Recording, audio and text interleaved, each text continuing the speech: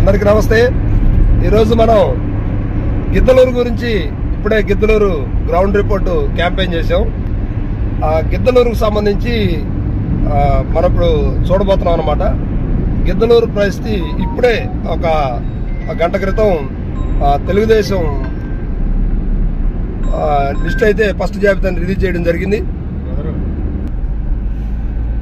ఇప్పుడే ఆ తెలుగుదేశం జనసేన పొత్తుతో ఉన్నటువంటి మొదటి జాబితాను ఈరోజే రిలీజ్ చేయడం జరిగింది। అయితే అందులో గిద్దలూరు పేరు దర్శి పేరు లేకపోవడం కొంచెం టీడీపీ జనసేన పొత్తుతో ఉన్నటువంటి ఓటర్స్ ని కొంచెం ఇబ్బంది పెట్టే పరిస్థితిగా ఉంది। వారు చాలా బాధకు గురవుతున్నారు।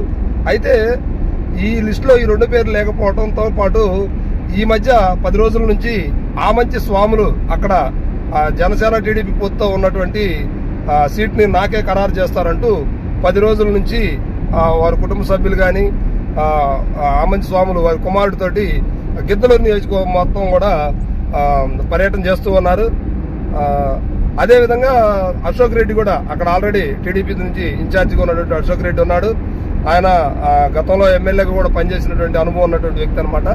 అయితే ఈ అశోక్ రెడ్డి కూడా నేనే గిద్దలూరు టీడీపీ అభ్యర్థిని అని చెప్పేసి చెప్పడం జరుగుతూ ఉంది। ఈ విధంగా ఇద్దరి మధ్య అంతర్మదనం అయితే ఏర్పడింది। ఇక చూస్తే ప్రస్తుతానికైతే గిద్దలూరులో టీడీపీ శ్రేణులు కొంత బాధకు గురవుతూ ఉన్నారు।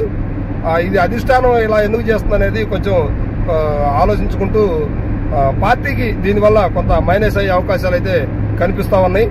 మరి రెండో జాబితాలైనా మరి అశోక్ రెడ్డి పేరు వస్తుందా ఆమంచి స్వాముల పేరు వస్తుందా అనేది మాత్రం వెయిట్ చేయాల్సిన పరిస్థితి। మరి నెక్స్ట్ రెండో జాబితా వరకు మనం ఎదురు చూడాల్సిన పరిస్థితి అయితే ఉంది। అంతవరకు సెలవు, నమస్కారం।